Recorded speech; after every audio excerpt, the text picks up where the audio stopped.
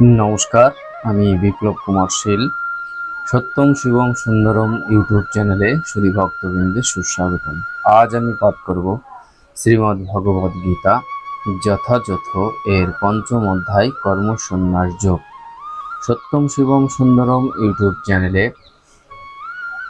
শ্রীমদ্ ভগবদ গীতা যথাযথ পাঠ ভালো লাগলে অবশ্যই চ্যানেলটি সাবস্ক্রাইব করে দিবেন এবং ভিডিওর লিঙ্কগুলা পরিচিত জনের মাঝে শেয়ার করে দিবেন।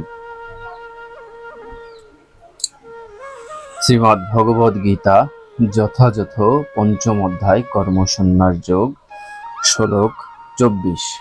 অনুবাদ: যিনি আত্মাতেই সুখ অনুভব করেন, যিনি আত্মাতেই ক্রিয়াযুক্ত এবং আত্মাই যার লক্ষ্য, তিনিই যোগী।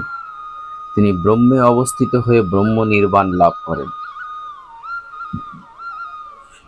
তাৎপর্য: আত্মায় যে সুখ আস্বাদন করেনি, সে অনিত্য সুখভোগের বাহক ক্রিয়াগুলি কিভাবে পরিত্যাগ করবে? জীবনমুক্ত পুরুষ যথার্থ অনুভূতিতে সুখ আস্বাদন করেন, তাই তিনি এক জায়গায় স্থির হয়ে বসে চিন্ময় চেতনার সাহায্যে জীবনের ক্রিয়াগুলিকে উপভোগ করতে পারেন। এত ধরনের মুক্ত পুরুষই কখনোই বাহ্য জাগতিক সুখের আকাঙ্ক্ষা করেন না। এই অবস্থাকে ব্রহ্মভূত বলে। তখন ভগবদ ধামে ফিরে যাওয়া সুনিশ্চিত হয়। শ্লোক 25।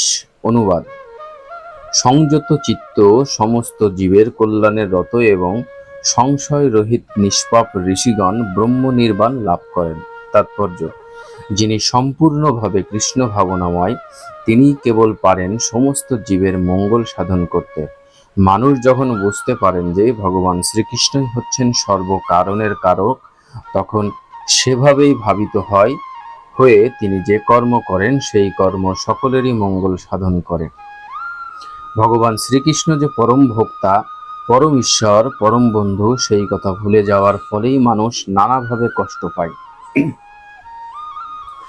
তাই সমস্ত মানব সমাজে এই চেতনাকে পুনর্জাগরিত করাই হচ্ছে সবচেয়ে কল্যাণকর কর্ম। ব্রহ্ম নির্বাণ স্তর লাভ না করলে এই পরম পবিত্র কর্ম সম্পাদন করা যায় না। কৃষ্ণ ভক্তের মনে শ্রীকৃষ্ণের পরম ঈশ্বরত্ব সম্পর্কে কোনো সংশয় থাকে না। তার মনে কোনো সংশয় থাকে না, কারণ তিনি সম্পূর্ণরূপে পাপমুক্ত। এটিই হচ্ছে দিব্য ভগবৎ প্রেমের প্রকাশ। যে মানুষ কেবলমাত্র মানব সমাজের জাগতিক কল্যাণ সাধন করার কাজে রত, সে প্রকৃতপক্ষে কারোই কল্যাণ সাধন করতে পারে না। বাহ্যিক দেহ ও মনের সাময়িক উপশম কখনোই শান্তি দিতে পারে না। জীবন সংগ্রামের সমস্ত দুঃখ কষ্টের যথার্থ কারণ হচ্ছে ভগবানের সঙ্গে জীবনের নিত্য সম্পর্কের চরম বিস্মৃতি। মানুষ যখন শ্রীকৃষ্ণের সঙ্গে তার নিত্য সম্পর্কের কথা পূর্ণরূপে অবগত হন, তখন তিনি জড় জগতের বন্ধন থেকে যথার্থই মুক্তি লাভ করেন। এমনকি জড় দেহের মধ্যে অবস্থান করলেও তিনি তখন মুক্ত।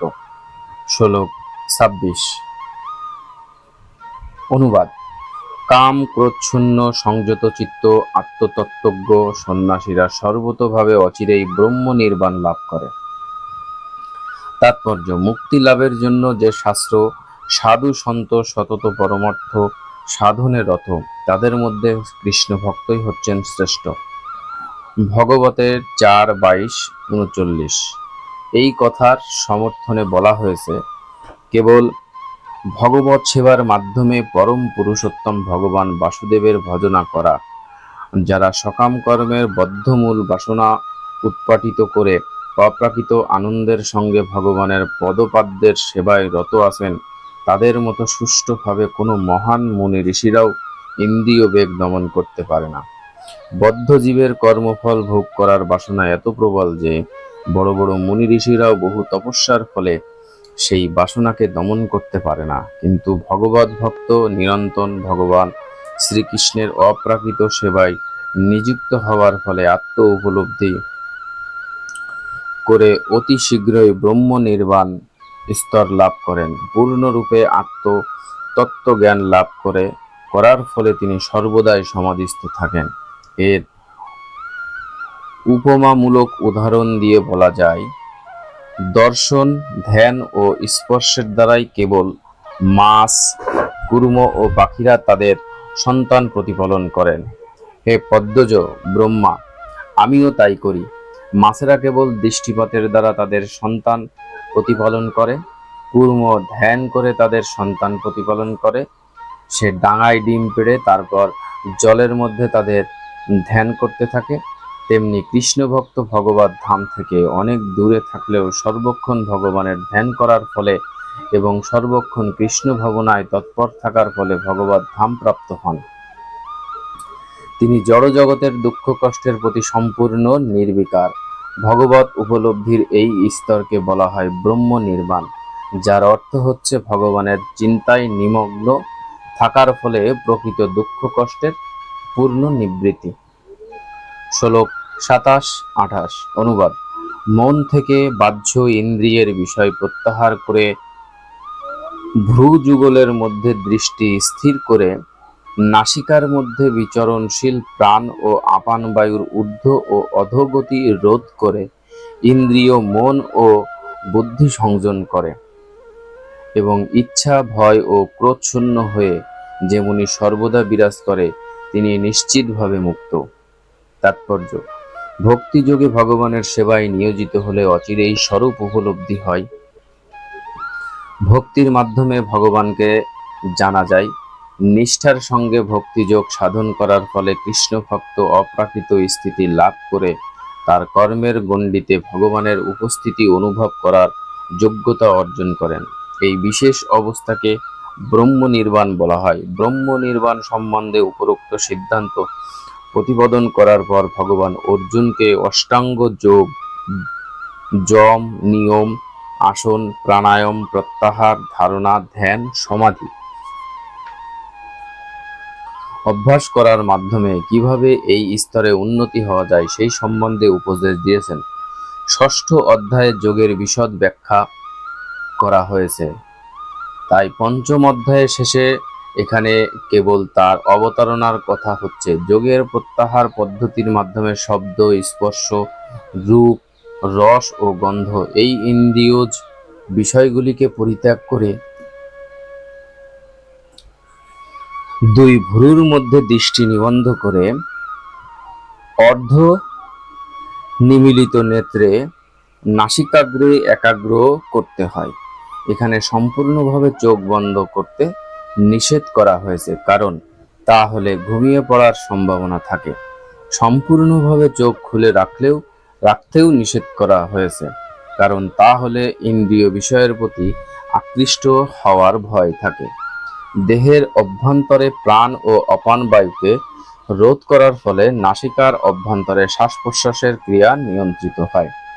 এভাবেই অভ্যাস করার ফলে ইন্দ্রিয়র বিষয় পরিত্যাগ করে ইন্দ্রিয় বেগ দমন করা সম্ভব হয় এবং তার ফলে সাধক ব্রহ্ম নির্বাণ লাভ করতে সক্ষম হয়। এই যোগ পদ্ধতি সব রকম ভয়, ক্রোধ আদি থেকে মুক্ত করতে সাহায্য করে এবং এভাবেই অপ্রাকৃত শুদ্ধ সত্যময় অবস্থার পরমাত্মার উপস্থিতি অনুভব করা যায়। তবে কৃষ্ণ ভাবনামৃতই হচ্ছে যোগ সাধন করার সবচেয়ে সহজ ও সাবলীল পন্থা। পরবর্তী অধ্যায়ে তা বিশদভাবে ব্যাখ্যা করা হয়েছে। কৃষ্ণ ভাবনাময় ভক্ত সর্বদাই ভগবত সেবায় নিয়োজিত, তাই তার ইন্দ্রিয়গুলি অন্য কোনো বিষয়ে প্রবৃত্ত হতে পারে না। সুতরাং ইন্দ্রিয় সংযম করার জন্য অষ্টাঙ্গ যোগের চেয়ে ভক্তিযোগ অধিক উত্তম। শ্লোক 29 অনুবাদ। আমাকে সমস্ত যজ্ঞ ও তপস্যার পরম ভোক্তা, সর্বলোকের মহেশ্বর এবং সমস্ত জীবের সুহৃদয় রূপে জেনে যোগীরা জড় জগতের দুঃখ দুর্দশা থেকে মুক্ত হয়ে শান্তি লাভ করেন। তাৎপর্য: মায়ার দ্বারা আচ্ছন্ন হয়ে বদ্ধ জীব এই জড় জগতের শান্তির অন্বেষণ করে, কিন্তু ভগবদ গীতার এই অংশে বর্ণিত শান্তি লাভের যথার্থ পন্থার কথা তারা জানে না। শান্তি লাভের সবচেয়ে শ্রেষ্ঠ নীতি হচ্ছে ভগবান শ্রীকৃষ্ণ হচ্ছেন সমস্ত কর্মের ভোক্তা, এটি উপলব্ধি করা। তাই মানুষের কর্তব্য হচ্ছে ভগবানের সেবায় সব কিছু উৎসর্গ করা, কারণ তিনি হচ্ছেন সমস্ত গ্রহলোকের, এমনকি দেবতাদের অধীশ্বর, তার চেয়ে শ্রেষ্ঠ আর কেউ নেই। শিব, ব্রহ্মা আদি শ্রেষ্ঠ দেবতারাও তার অনুগত ভৃত্য। বেদে শ্বেতাশ্বর উপনিষদের ৬৭ ভগবানকে বলা হয়েছে তমিস্বারণং পরমং মহেশ্বরম। মায়ার দ্বারা মোহচ্ছন্ন হয়ে জীব সবকিছুর উপর আধিপত্য করার প্রয়াসী হয়, কিন্তু প্রকৃতপক্ষে সে ভগবানের মায়ার অধীন। ভগবান শ্রীকৃষ্ণ হচ্ছে মায়া যশী, কিন্তু জীব জড়া প্রকৃতির কঠোর নিয়মের দ্বারা আবদ্ধ। এই সরল সত্যটিকে উপলব্ধি করতে না পারলে ব্যক্তিগতভাবে অথবা সঙ্গবদ্ধভাবে কোনো মতেই এই সংসারে শান্তি লাভ করা সম্ভব নয়। কৃষ্ণ ভাবনার অর্থ হচ্ছে ভগবান শ্রীকৃষ্ণই হচ্ছে পরমেশ্বর এবং আর সমস্ত জীব, এমনকি বড় বড় দেবতারাও হচ্ছেন তার অনুগত ভৃত্য। এই পরম সত্যকে উপলব্ধি করতে পারলেই পূর্ণ শান্তি লাভ করা যায়। ভগবদ্গীতার এই পঞ্চম অধ্যায়ে কৃষ্ণ ভাবনামৃত বা কৃষ্ণ ভক্তির ব্যবহারিক ব্যাখ্যা করা হয়েছে, যাকে সাধারণত কর্মযোগ বলা হয়। কর্মযোগ কিভাবে মুক্তি প্রদান করতে পারে, মনোধর্ম প্রসূত এই যে প্রশ্ন, তার উত্তর এখানেই দেওয়া হয়েছে। কর্মযোগের অর্থ হচ্ছে পূর্ণ জ্ঞানে ভগবান শ্রীকৃষ্ণের পরম ঈশ্বর তত্ত্ব সম্বন্ধে অবগত হয়ে তার সেবায় কর্ম করা। এই কর্মযোগ ও জ্ঞানযোগ অভিন্ন। কৃষ্ণ ভাবনামৃত হচ্ছে সাক্ষাৎ ভক্তিযোগ, আর জ্ঞানযোগ হচ্ছে ভক্তিযোগের অধিষ্ঠিত হওয়ার একটি পন্থা বিশেষ। কৃষ্ণ ভাবনামৃতের অর্থ হচ্ছে পরম তত্ত্বের সঙ্গে আমাদের সম্পর্কের কথা পূর্ণভাবে অবগত হয়ে তার সেবায় কর্ম করা, এবং এই ভাবনার পূর্ণতা আসে ভগবান শ্রীকৃষ্ণ সম্বন্ধে পূর্ণ জ্ঞান লাভ করার মাধ্যমে। শুদ্ধ আত্মা ভগবানের অবিচ্ছেদ্য অংশরূপে তার নিত্য দাস। মায়াকে ভোগ করবার বাসনার ফলে সে মায়ার সংসর্গে আসে এবং সেটি তার নানা রকম দুঃখ কষ্ট ভোগের কারণ।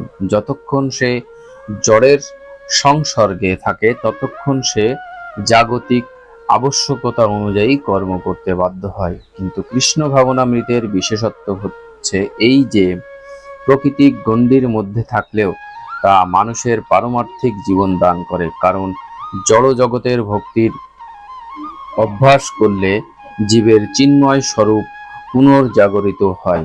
ভক্তিমার্গে উত্তরোত্তর উন্নতি সাধনের অনুপাতে মায়ার বন্ধন থেকে মুক্তি লাভ হয়। ভগবান কোনো জীবের প্রতি পক্ষপাতিত্ব করেন না, সবকিছুর নির্ভর করে ইন্দ্রিয় নিগ্রহ ও কাম ক্রোধ দমন করার জন্য। কৃষ্ণ ভাবনাময় হয়ে ব্যবহারিক কর্তব্য পালন করার উপর এই সমস্ত বিকারগুলি নিগ্রহ করে। কৃষ্ণ ভাবনামৃত লাভ করলে বাস্তব বিপক্ষের অপ্রাকৃত স্তর অথবা ব্রহ্ম নির্বাণ লাভ করা যায়। অষ্টাঙ্গ যোগের পরম লক্ষ্য হচ্ছে এই কৃষ্ণ ভাবনামৃত লাভ করা। তাই কৃষ্ণ ভাবনামৃত মতে অষ্টাঙ্গ যোগ আপনা থেকেই সাধিত হয়ে যায়। যম, নিয়ম, আসন, প্রাণায়াম, প্রত্যাহার, ধারণা, ধ্যান ও সমাধি অভ্যাসের দ্বারা ধীরে ধীরে প্রগতি হয়। কিন্তু ভক্তি যোগের প্রারম্ভে এই সব কটিকে সিদ্ধিলাভ হয়ে যায়। তাই একমাত্র ভক্তিযোগেই মানুষের প্রকৃত শান্তি দিতে পারে। ভক্তিযোগেই জীবের পরম প্রাপ্তি। ইতি কৃষ্ণ ভাবনাময় কর্তব্য কর্ম বিষয়ক কর্ম সন্ন্যাস যোগ নামক শ্রীমদ্ ভগবদ্ গীতার পঞ্চম অধ্যায়ের ভক্তি বেদান্ত তাৎপর্য সমাপ্ত।